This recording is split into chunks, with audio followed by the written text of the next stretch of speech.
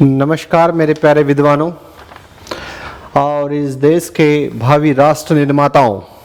क्योंकि अगर हम यहाँ पर शिक्षक के पद पर जाते हैं तो मान करके चलिए कि कहीं न कहीं राष्ट्र के निर्माण में बड़ी महत्वपूर्ण भूमिका होती हुई दिखाई देती है ना। इसी कड़ी में जो हमारा बाल विकास या चाइल्ड डेवलपमेंट में जो एक टॉपिक जो चल रहा है, उस टॉपिक में दो चीज़ें, एक इवान पेत्रोविच पाव्लोव वाला कॉन्सेप्ट, एक आपके पास यहाँ पर जीन पियाजे वाला कॉन्सेप्ट डिस्कस कर चुके हैं, उसमें चर्चा कर चुके हैं।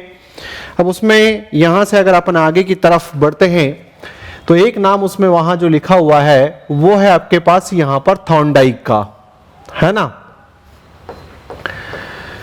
तो प्रश्नों के नेचर की श्रृंखला में यदि आगे बढ़ा जाए तो यदि एग्जामिनर जीन पियाजे का जन्म वर्ष अगर पूछ सकते हैं, इवान पेत्रोविच पाव्लोव का अगर जन्म वर्ष पूछ सकते हैं, तो उसी कड़ी में कहीं ना कहीं आपको यहां पर थॉर्नडाइक का भी जन्म वर्ष पता होना चाहिए। तो जब अगर इसके जन्म वर्ष की बात करते हैं तो इसका जो टाइम पीरियड आता है वो है आपके पास यहां पर 1874 में इसका जन्म होता हुआ दिखाई देता है। और कहां होता है तो आंसर है आपके पास अमेरिका। इसलिए जो ये थॉर्नडाइक नामक जो विद्वान हैं, एक अमेरिकी विद्वान के रूप में इनको इंटरप्रेट किया जाता है, एक अमेरिकन साइकोलॉजिस्ट के रूप में हम इसको यहां पर इंटरप्रेट करते हैं। लेकिन एक बार अगर हम हमारे स्टेट को छोड़ करके या मध्य प्रदेश स्टेट को छोड़ करके और अगर बाकी कभी किसी स्टेट की यहां अगर बात करें और उसके क्वेश्चंस को जब देखने का प्रयास करते हैं, तब यहां पर ये जो थॉर्नडाइक है, बेसिकली ये कहा जाता है कि थॉर्नडाइक ने सीखने के 3 नियम दिए और थॉर्नडाइक ने सीखने के 3 नियम दिए और थॉर्नडाइक ने सीखने के 5 गौण नियम दिए। ये जब अगर यहां पर कॉन्सेप्ट आपके पास आता है, बिल्कुल इसमें नोट्स भी जो है वो मैं करवा दिया करूंगा, हाथों हाथ मिलते जाएंगे ऋतु, इसमें कोई दिक्कत की बात नहीं है। तो यहां इसमें टाइटल आपके पास आया कि जब ये पूछा गया कि ये जो लर्निंग के सिद्धांत में, यहां पर सीखने के सिद्धांत में थॉर्नडाइक की बड़ी महत्वपूर्ण भूमिका है, तो आंसर है यस। ट्रायल एंड एरर किसने दिया, प्रयास एवं त्रुटि का सिद्धांत किसने दिया, प्रयत्न एवं त्रुटि का सिद्धांत किसने दिया, तो यहां पर नाम आए कि थॉर्नडाइक। ये सब लोगों को याद था, लेकिन उसने वहां पर एक ऐसा ऑप्शन दे दिया कि थॉर्नडाइक का पूरा नाम दे दिया।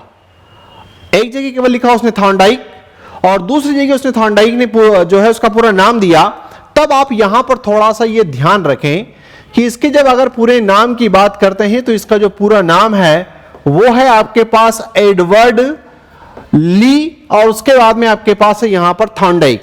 इसीलिए आपने देखा होगा कहीं कहीं पर कि इसे ईएल थॉर्नडाइक भी कहते हैं। तो ईएल थॉर्नडाइक में यहां पर ई क्या था, एडवर्ड था, ली क्या था इसमें, तो एल क्या था इसमें, तो ये ली है और पीछे तो थॉर्नडाइक आपके पास नाम आ ही गया। फिर यहां से इसमें जब आगे की तरफ बढ़े तो एक इन्होंने इसमें ये कहा कि इसका जो सिद्धांत है, इसका जो सिद्धांत है वो है संबंधवाद। अब इसका जब अंग्रेजी वर्ड गया तो ये बेसिकली आपके पास यहां पर कनेक्शनिज्म के नाम से इसको जो है वो जाना गया, संबंधवाद। तो इस बात को लेकर के चर्चा होने लगी कि किस बातों में यहां पर संबंध हुआ, चूंकि इसके सिद्धांत को हम इस नाम से जानते हैं। तो यहां पर 2 बातें थी, एक था आपके पास एस और दूसरा था आपके पास आर। कहा यह जाता है कि यदि आप कई सारे साइकोलॉजिस्ट को जब अगर देखते हैं और अगर इनको अच्छा सुनना पसंद करते हैं, तब यहां पर इसको अच्छा सुनने की कैटेगरी में जो है वो आपके पास यहां पर इसका जो सिद्धांत आता है, ये बहुत सारे जो साइकोलॉजिस्ट होते हैं वो एस और आर को लेकर के बहुत काम करते हैं। एस इसमें यहां पर क्या है, तो इसके सिद्धांत में एस जो है वो उद्दीपक है और आर क्या है, तो आर अनुक्रिया है, रिस्पॉन्स है, प्रतिक्रिया है। चूंकि इसका जो फेमस प्रैक्टिकल है वो आप सब जानते हैं कि जिस प्राणी के ऊपर इसका जो फेमस प्रैक्टिकल है वो टाइटल है आपके पास यहां पर बिल्ली। हालांकि इसमें यह कहा जाता है कि इसका जो प्रैक्टिकल है वो यहां पर कहीं ना कहीं कुत्ते पर भी नजर आता हुआ दिखाता है, लेकिन इसका बिल्ली का जो प्रयोग है वो यहां पर ज्यादा फेमस है। और एक प्रैक्टिकल इसका बंदर पर भी है और एक इसका यहां पर कुत्ते पर भी है, लेकिन सबसे ज्यादा जो प्रचलन वाला है वो है आपके पास यहां पर बिल्ली पर। तो बेसिकली बिल्ली के कॉन्टेक्स्ट में जब इसने यहां पर क्या करा तो उसने कहा कि एस एक स्टिमुलस था इस प्रैक्टिकल में पूरा, जब इन ट्रायल एंड एरर की बात करते हैं तो उसमें आया कि क्या एस था। तो बाहर जो इसको बिल्ली को जब एक बॉक्स में बंद करता है और बाहर की तरफ उसके लिए एक खाना जब वहां पर रखते हैं, जब मछली का एक टुकड़ा रखते हैं और उस मछली के टुकड़े को प्राप्त करने के लिए जब बिल्ली लगातार प्रयासरत रहती है, तो वो पॉइंट था आपके पास यहां पर बाहर उसके पजल बॉक्स के बाहर रखा हुआ जो मछली का जो टुकड़ा था वो उसके लिए वहां पर स्टिमुलस था जो उसको काम करने के लिए प्रेरित कर रहा था, इसलिए वो प्रतिक्रिया दे रही थी, इसलिए रिस्पॉन्स दे रही थी। तो आप यहां पर कहेंगे कि इसके सिद्धांत को संबंध सिद्धांत भी कहते हैं। अगर पॉइंट आता है कि एसआर बाउंड थ्योरी किसने दी, तब यहां पर आप याद रखेंगे कि एडवर्ड ली थॉर्नडाइक ने एसआर बाउंड थ्योरी दी। एस इसमें यहां पर क्या है स्टिमुलस, एल इसमें यहां पर एस क्या है स्टिमुलस, आर इसमें यहां पर क्या है तो वो है इसमें रिस्पॉन्स। फिर इसी प्रकार से जब अगर इसको यहां पर एक आध और अगर पूरे फुल फॉर्म में लेते हैं तो ये आपके पास कभी कभी एग्जामिनर इस प्रकार से भी अपने को पूछ लिया करता है कि उद्दीपक अनुक्रिया का सिद्धांत देने वाला विद्वान कौन है, तो वो नाम है आपके पास एडवर्ड ली थॉर्नडाइक के द्वारा दिया गया। फिर यहां से जब इसमें आगे की तरफ बढ़े तो ये जो जिस प्रकार से आपके पास संबंधवाद लिखा है उसी प्रकार से एक जगह जो है यहां पर इस नाम से भी टाइटल आपके पास आता हुआ दिखाई देता है और जिसको कहा जाता है संयोजनवाद। चूंकि आप जब अगर हिंदी मीडियम के हैं तो हिंदी मीडियम के कॉन्टेक्स्ट में कहीं ना कहीं आप लोगों को ये परेशान कर दिया करते हैं, तो ये जो पॉइंट आपके पास आया इसमें संयोजनवाद का सिद्धांत के रूप में भी इसको यहां पर इंटरप्रेट के रूप में जानते हैं। लेकिन आप लोगों ने जो सबसे ज्यादा यहां पर इसका जो फेमस वाला नाम जो सुना होगा वो है आपके पास इसमें ट्रायल, और दूसरा पॉइंट जो यहां पर आता है वो है इसमें एरर। ये है आपके पास इसका फेमस प्रिंसिपल, जिसको हम यहां पर अगर देखें तो एक नाम इसमें आता है अभ्यास और इधर की तरफ आता है आपके पास त्रुटि, अभ्यास एवं त्रुटि का सिद्धांत, या फिर इसमें प्रयत्न एवं त्रुटि का सिद्धांत देने वाला विद्वान कौन है, तो प्रयत्न एवं त्रुटि का सिद्धांत देने वाला जो विद्वान है वो है आपके पास एडवर्ड ली थॉर्नडाइक। चलते हैं यहां से आगे की तरफ। इसमें जो मेन बात आती है तो ये कहा जाता है, अभी अपन ने डिस्कस किया कि इसका जो सबसे ज्यादा जो फेमस वाला जो प्रैक्टिकल था वो बिल्ली के ऊपर प्रैक्टिकल था।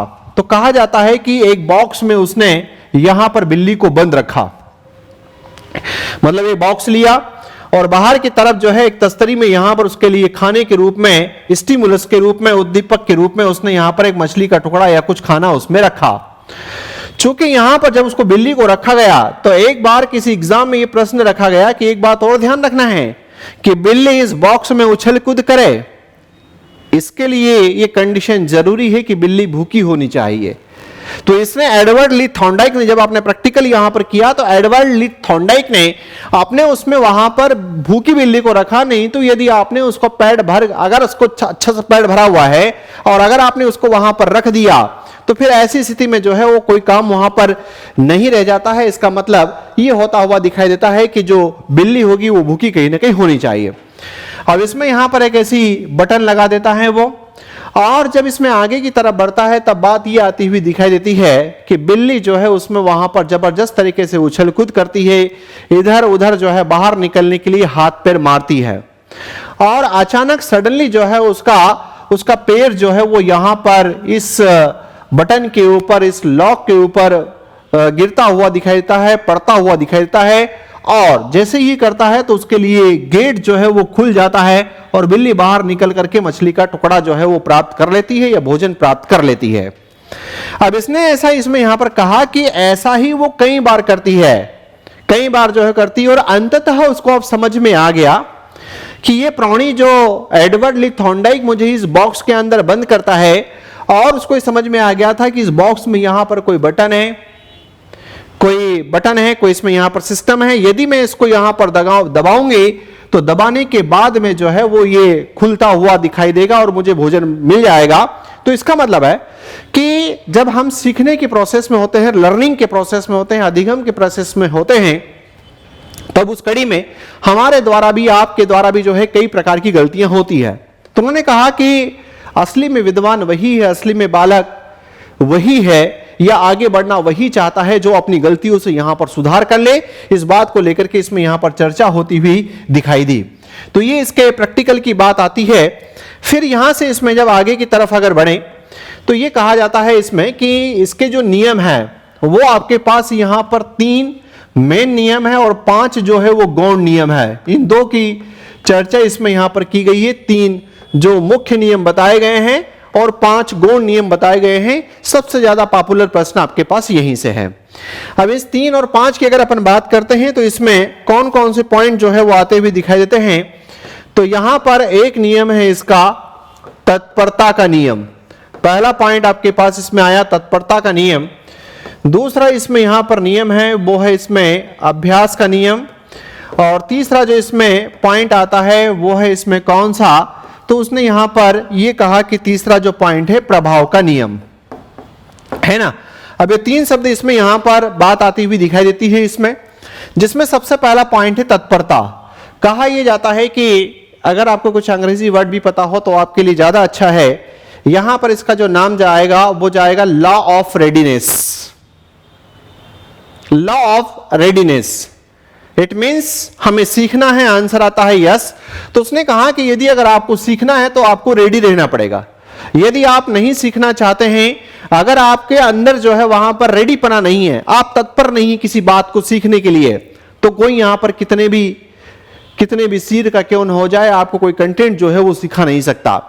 तो ऐसी कड़ी में यहां पर जब बात अगर आती हुई दिखाई दी तो इसी बात को लेकर के इसमें चर्चा हुई और ये पॉइंट इसमें निकला कि जैसे मान लो अगर आपसे जैसे स्टूडेंट लाइफ में अगर स्टूडेंट को कहें कि चलिए रात को जो है वो 2 बजे आज क्लास लगेगी, आप सभी लोग जो है उपस्थित हो जाएं, तो क्या रात को 2 बजे कक्ष लेने के लिए आप रेडी हैं? आंसर है नहीं। एनी हाउ कंडीशन में भले ही आपको व्यापम का पूरा पेपर जो है वो वहां पर सुनाने का प्रयास क्यों न किया जाए, लेकिन वो तत्परता नहीं आ पाएगी जो आप सुबह के समय या जो एक पर्टिकुलर आपका लर्निंग का पढ़ने का जो टाइम होता है।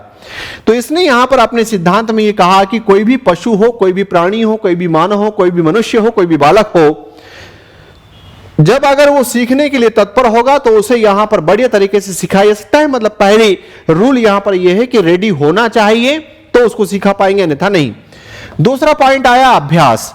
इसमें अभ्यास में एक ही चीज उसने कही कि जो व्यक्ति जितना ज्यादा अभ्यास करेगा, जो व्यक्ति जितना ज्यादा प्रैक्टिस करेगा, वो उतना ज्यादा स्टिमुलस और रिस्पॉन्स के मध्य बॉन्ड बना पाएगा।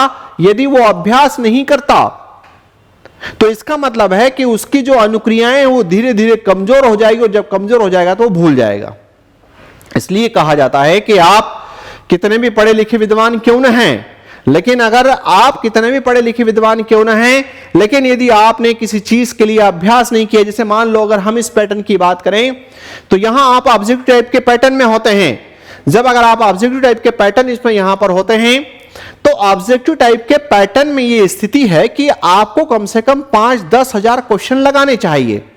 यदि आपने 5 से 10 हजार क्वेश्चन यदि आपने नहीं लगाए तो इसका मतलब है कि आपके द्वारा फिर उसमें वहां पर क्या गलतियां की जाएगी वो आपको उसमें पता नहीं चलेगी। तो पॉइंट अपने पास इसमें आता हुआ दिखाई दिया कि यहां पर प्रभाव इसमें जो है वो आदमी जितना ज्यादा अभ्यास करेगा, जितना ज्यादा प्रैक्टिस करेगा, उतना बढ़िया काम होगा। फिर यहां पर बात आती हुई दिखाई दी इसमें प्रभाव का नियम। तो उसने यहां पर प्रभाव के नियम में यह कहा कि बेसिकली जब अगर हम काम करते हैं तो कुछ चीजें हमको जो है संतोष प्रदान करती है।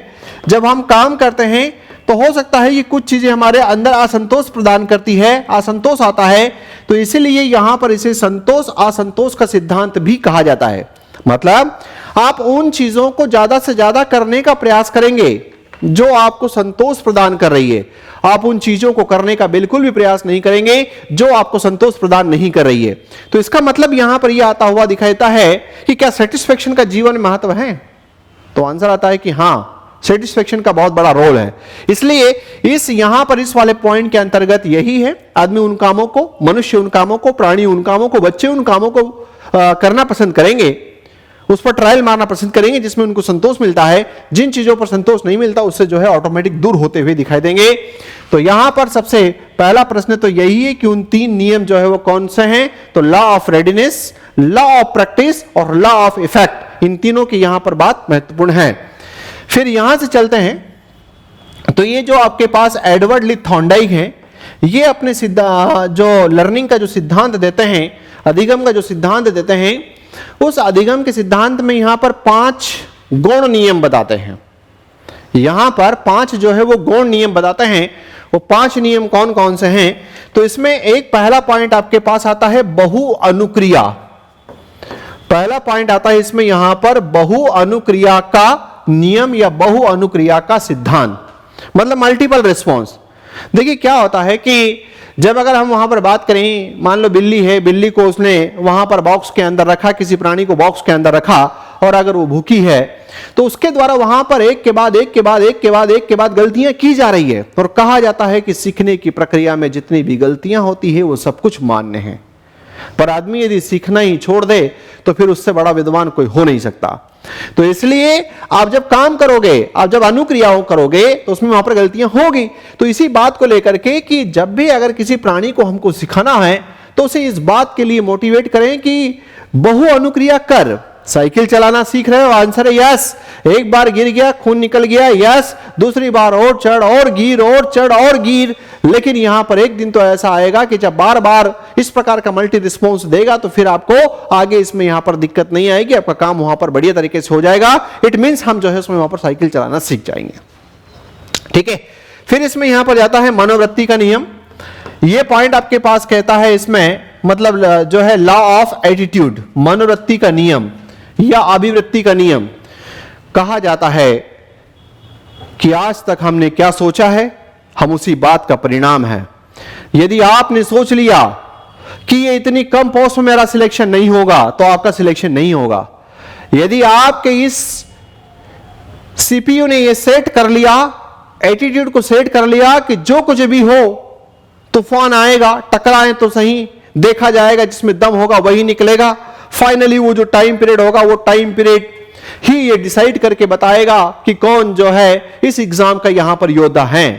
तो इसलिए यहां पर किसी भी चीज को प्राप्त करने के लिए हमें हमारी मनोवृत्ति को सेट करके रखना है। और मनोवृत्ति को हमेशा यह कहा जाता है कि पॉजिटिव सेंस में यहां पर सेट करके रखिए तो इसमें बच्चे का काम हो जाता है। तो जब आप कक्ष में एक टीचर के रूप में जब उनके सामने जाते हो तो हमेशा उनको यह कहना है कि बेटा हमेशा एटीट्यूड जो है पॉजिटिव रखना। सेट जो है वो आपके पास यहां पर मनोवृत्ति का पक्की नहीं, मैं कर लूंगा, देखा जाएगा, इतने लोग बैठे हैं, क्या फर्क पड़ता है, मैं अपना जो है बहुत बड़े तरीके से काम करूंगा और उसमें किसी प्रकार कोई दिक्कत नहीं आएगी। उस बात को हम यहां पर मनोवृत्ति के नियम के नाम से जानते हैं। फिर बात आती है इसमें यहां पर तीसरा जो पॉइंट आता है वो ये आता है इसमें सादृश्यता का सिद्धांत, मतलब law of analogy. Law of analogy अगर आप इसको अपने रीजनिंग वाले पॉइंट से अगर जोड़ लें, कभी ना कभी आपने सुना होगा लॉ ऑफ एनालॉजी या सादृश्यता का सिद्धांत। यदि आप अपने इसको रीजनिंग वाले पॉइंट से जोड़ ले तो कभी दिक्कत नहीं होगी। कहा यह जाता है कि जब एक प्रकार का कोई काम कर चुके होते हैं, उसी प्रकार का काम आता है तो फिर हमको काम वो जो है आगे की तरफ यहां पर कर देना चाहिए। वो टाइटल यहां पर कहलाता है सादृश्यता का सिद्धांत, लॉ ऑफ एनालॉजी। अब इसमें ये जो पॉइंट आपके पास इसमें आया कि क्या, तो उसने जैसे मान लो अगर आपसे किसी ने पूछा उसी प्रकार का टाइटल कि दूध का रंग कैसा होता है तो आपने स्पीड से कह दिया कि दूध का रंग सफेद होता है। तो फिर यहां पर यह बात आती हुई दिखाई दी कि खून का रंग, रक्त का रंग, लहू का रंग कैसा होता है तो उसने कहा लाल होता है। इट मींस एक प्रकार के काम को यदि करते हैं उसी प्रकार की स्थिति हमारे सामने, उसी प्रकार का सेट, उसी प्रकार का व्यवहार अगर हमको अगेन करना होता है तो हमारा वो काम वहां पर बन जाना चाहिए। उस बात को यहां पर एडवर्ड ली थॉर्नडाइक ने जिस नाम से जाना वो कहला इसमें सादृश्यता का सिद्धांत। ठीक है, चौथा नाम इसमें यहां पर दिया, वो दिया यहां पर साहचर्य, साहचर्य स्थानांतरण का सिद्धांत। साहचर्य स्थानांतरण का सिद्धांत जो है वो क्या कहलाता है इसमें, तो साहचर्य का मतलब होता है एसोसिएशन, मतलब किसी चीज का कोई एसोसिएशन, कोई एक बार अगर बाउंड बन चुका है, साहचर्य। इट मींस यहां पर सिग्निफिकेंस तरीके से आपने उसको अगर याद कर लिया तो फिर क्या ऐसी परिस्थिति आप दूसरी जगह भी याद करने का काम करोगे, तो आंसर है कि हां आपको वो करना चाहिए। उसी बात को हम यहां पर जिस नाम से जानते हैं वो साहचर्य स्थानांतरण का सिद्धांत कहलाता है। साहचर्य मतलब एसोसिएट कर लेना। जैसे मान लो अगर मेरे पास यहां पर बात आती है तो जैसे मेरे से अगर कोई पूछता है कि होवार्ड गार्डनर की जो मल्टीपल इंटेलिजेंस थ्योरी है उसके 7 प्रकारों के नाम एक स्पीड से बता दो, तो मैं स्पीड से बता दूंगा क्योंकि मैंने उनमें से साहचर्य कर लिया, उसको जोड़ लिया। और जब उसको स्थानांतरित करने की बारी आएगी मैं बहुत आसानी गति से उसको जो है बहुत आसानी से उसको शिफ्ट कर दूंगा। उस टाइटल को हम यहां पर इस नाम से जानते हैं। फिर इसमें यहां पर आखिरी में जो इसका बात आता है वो आता है इसमें आंशिक क्रिया का नियम, मतलब यहां पर लॉ ऑफ पार्शियल एक्टिविटी, आंशिक क्रिया का नियम। अब ये आंशिक क्रिया या इसको एक दूसरा नाम और दिया जाता है और वो दिया जाता है यहां पर क्या, तो आंसर आता है इसमें तत्व प्रबलता का नियम। नाम आता है आपके पास यहां पर तत्व प्रबलता का नियम, या इसे हम यहां पर आंशिक क्रिया के नाम से भी जानते हैं। क्या है ये आंशिक क्रिया, क्या है? तो उसने ये कहा कि हमारे पास बहुत सारी चीजें वातावरण में उपस्थित होती है, हमको सबके ऊपर ऐसे हाथ नहीं मारना है, सबके ऊपर मुंह नहीं मारना। पर्टिकुलर हम देख लें कि अरे यार हम यहां पर जो है वो हाथ मारे हमको सफलता मिलेगी, तो उसने कहा कि सब जगह मत एफर्ट लगा। जहां आपको सफलता मिलने की संभावना है, जहां आपको आपके द्वारा जो किया गया काम है उससे पॉजिटिव रिजल्ट मिलने वाले हों, तो वहां पर आप काम करो। सब जगह काम करने का मतलब नहीं है। इसमें वो कहना चाहता है कि बेसिकली जैसे अगर आप लोगों की इच्छा होती है मैं एसएससी कर लूं, मैं जो है यहां पर बैंकिंग कर लूं, मैं ये भी कर लूं वो भी कर लूं, तो सब काम आप नहीं कर पाएंगे। तो इसमें यहां पर यह है कि सब काम यदि हम यहां पर नहीं कर पाते हैं, हम कुछ काम यदि इसमें यहां पर करते हैं तो कुछ काम के लिए कहा जाता है, तो इसलिए कहा जाता है कि तू जिसको कर सकता है उस पर पार्शियल एक्टिविटी कर, उस तत्व पर बल दे, बाकी सारे तत्वों पर तुमको बल देने की कोई आवश्यकता नहीं है। उस वाली स्थिति को यहां पर आंशिक क्रिया या प्रबलता का नियम जो है वो कहा गया है। तो ये एक तो पॉइंट अपने को याद रखना ही पड़ेगा। प्रश्न इसमें से यहां पर समझदारी के आते हैं, और जब अगर पूछते हैं कि गौण 5 नियम कौन कौन से हैं, तो स्पीड से आपको याद होने चाहिए। 3 नियम जो है मुख्य कौन कौन से हैं, तो ये होना चाहिए। लेकिन यहां पर इसमें ये कहा गया कि इसके जैसे मान लो एजुकेशन इम्प्लीकेशन की बात करते हैं, शैक्षिक निहितार्थ की बात करते हैं, तो ये कहा जाता है कि ये मंद बुद्धि वाले जो बच्चे होते हैं उनके लिए ये अच्छा है। लेकिन इसकी आलोचना के रूप में तत्काल फिर यहां पर पॉइंट मार दिया गया कि यदि ये मंद बुद्धि वाले बच्चों के लिए अच्छा है तो फिर इंटेलिजेंट लोगों के लिए तो सही बात है ना। एक बात देखना, क्या इंटेलिजेंट जो बच्चा होगा, जो जन्मजात यहां पर पुत्र के पांव पालने में दिखाई देते हैं, जो बहुत बुद्धिमान है, क्या वो बच्चा जो है बार बार प्रयत्न करेगा, बार बार वो गलती करेगा? आंसर है नहीं। तो हो इसलिए यहां पर इसके सिद्धांत की आलोचना की जाती है कि इसने इस प्रकार का सिद्धांत दे दिया जो आमतौर पर के जो कम बुद्धि वाले लोग होते हैं, ये जो मंद बुद्धि वाले जो बच्चे होते हैं, उनके लिए ये सब सारी चीजें ठीक है। जो बाय बर्थ यहां पर ब्रिलियंट पैदा हुआ है, जो जन्मजात जो है वो बुद्धिमान अगर पैदा हुआ है, तो ऐसी स्थिति में फिर यहां पर उसकी गलतियां करने की कोई संभावना नहीं है। वैसे लोगों के लिए यहां पर इन प्रकार की चीजों का कोई महत्व नहीं होता, वो तो ऑटोमेटिक ही अपने यहां पर सीखना शुरू कर देता है। ठीक है, तो मेरा ऐसा मानना है कि बाई चांस यदि अगर अपने को यहां से इससे अगर प्रश्न आता है, अगर इससे प्रश्न आता है तो ये प्रश्न अपना सही हो जाएगा। इसमें जो मुख्य मुख्य बातें थी उन बातों को इसमें यहां पर डिस्कस कर लिया, उसकी चर्चा कर ली। इसी कड़ी में यहां पर एक बात और इसमें महत्वपूर्ण आती हुई दिखाई दी, ये आया कि जो एडवर्ड ली थॉर्नडाइक है, इसका नाम यहां पर भी चलता है अधिगम के स्थानांतरण का सिद्धांत। अधिगम का स्थानांतरण का सिद्धांत इस बात को लेकर के बल देता है, अधिगम का स्थानांतरण का सिद्धांत भी बहुत सिंपल है कि कोई चीज अगर आपने एक जगह सीख ली है तो उसको दूसरी जगह अप्लाई कर लो। फॉर एग्जाम्पल के लिए अगर आपको अंग्रेजी में नाउन आता है तो हिंदी में संज्ञा वाला कॉन्सेप्ट आपसे बन जाना चाहिए। यदि अगर आपके पास वहां पर अंग्रेजी में सेंटेंस आते हैं, वाक्य, तो हिंदी में आपसे वहां पर बन जाने चाहिए। तो उसने कहा कि यदि अगर हम यहां पर रानी दुर्गावती को हिंदी में कविताओं के अंतर्गत पढ़ते हैं तो इतिहास में उससे रिलेटेड बातें बन जानी चाहिए। तो ये जो आपके पास इसमें अधिगम के स्थानांतरण के सिद्धांत के कॉन्टेक्स्ट में जो है वो यहां पर बातें की गई है। लेकिन इस अधिगम के स्थानांतरण के सिद्धांत में एक बात उन्होंने यहां पर और महत्वपूर्ण कही। उन्होंने कहा कि कोई चीज ऐसी होती है जो अधिगम का स्थानांतरण पॉजिटिव होता है, मतलब सकारात्मक अधिगम जो है सकारात्मक रूप से चीजें ट्रांसफर होती है। तो सकारात्मक रूप से यदि कोई चीज होती है तो इसका मतलब है कि एक जगह अगर हमने कोई टाइटल सीखा हुआ है तो दूसरी जगह वो हमको फायदा दे जा रहा है, उसको हम सकारात्मक कहते हैं। लेकिन कभी कभी अधिगम का स्थानांतरण आपको नेगेटिव भी ले जाता है। तो उसने कहा नेगेटिव कैसे ले जाता है? तो बाई चांस ये है कि जैसे मान लो अगर आपने 2 व्हीलर चलाना सीख रखा है और आप जो बाइक चलाते हैं उसमें लेफ्ट हैंड पर आपके पास वहां पर क्लच है। अब अगर आप, इसका मतलब है कि आपने अगर कोई चीज सीख ली है तो उसमें वहां पर आपने जैसे ही आपके हाथ में अगर एक्टिवा अगर बाइक आती है और एक्टिवा को अगर आपने चलाया और बाई चांस अगर आपने इधर का दबा दिया तो इसका मतलब यहां तो ब्रेक लग जाएगा। तो जो चीजें आपने जो सीखी थी, इट मींस यहां पर वही वाला जो है वो स्थानांतरण करने का प्रयास किया आपने, तो वो आपको नेगेटिव जोन में लाकर ले जाकर खड़ा कर दिया, तो आंसर है यस।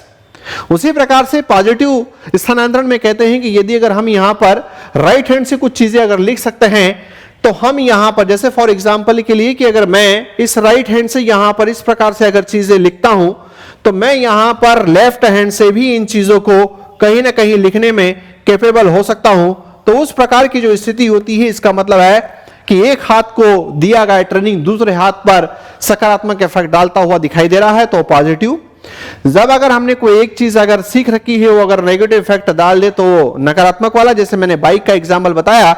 ऐसे कभी कभी ये कहा जाता है कुछ ऐसी परिस्थिति होती है जहां पर कोई फर्क ही नहीं पड़ता कि आपने अगर कोई चीज सीख रखी है तो वो चीज का जो है वो दूसरी चीज जब सीखते हैं तो किसी प्रकार का कोई स्थानांतरण नहीं होता, तो वो आपके पास यहां पर न्यूट्रल स्थानांतरण के नाम से भी कहीं ना कहीं हम उसको जानते हैं। ठीक है, तो आज ये जो पॉइंट है इसको यहीं पर विराम देते हैं, क्योंकि थॉर्नडाइक से रिलेटेड जो मुख्य बातें थी वो मैंने इसमें चर्चा कर ली। नेक्स्ट वाला पॉइंट आगे वाली क्लास में मैं डिस्कस करूंगा। आज इस पॉइंट को यहीं विराम देता हूं। जय हिंद, जय भारत।